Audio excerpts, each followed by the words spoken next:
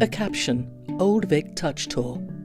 A pale hand with slender fingers explores a grey door frame. I'm Ros Chalmers, I'm an audio describer, and I'm sitting here in the auditorium of the Old Vic Theatre, and on stage they're preparing for the evening show of Fanny and Alexander.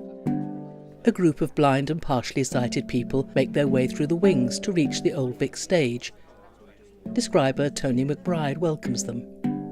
Before the show, we're going to have a touch tour, and that means that blind and partially sighted people who want to come onto the stage can get on stage. They can meet members of the company, and they can get up close and personal with some of the props, the costumes, the scenery, and get a fuller idea of what's happening on the stage. It's very important for everybody to be able to access theatre in the way that's most appropriate for them. Ros describes some of the furniture used during the play to a visitor.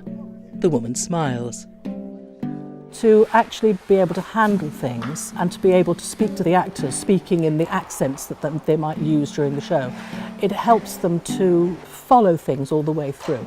It is the thing that really makes the difference to their enjoyment of the production.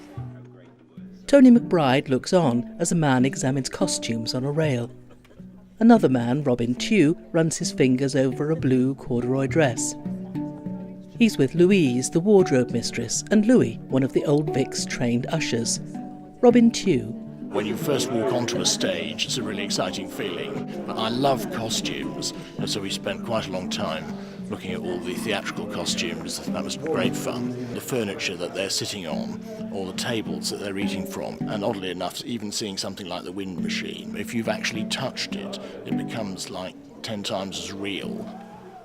A man turns the handle of the wind machine.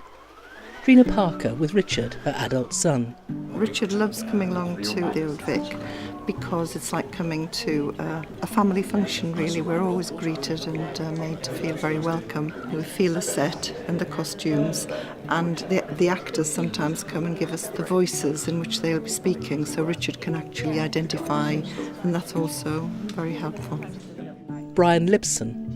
I thought it was a really great tour. Just the detailing in the costumes was absolutely fantastic. Just blows you away, really. Brian explores a freestanding grey door. However you try and describe it audibly, you're never going to get that feel for the costumes or understand what's going on unless you've had them in your hand, and that's fantastic.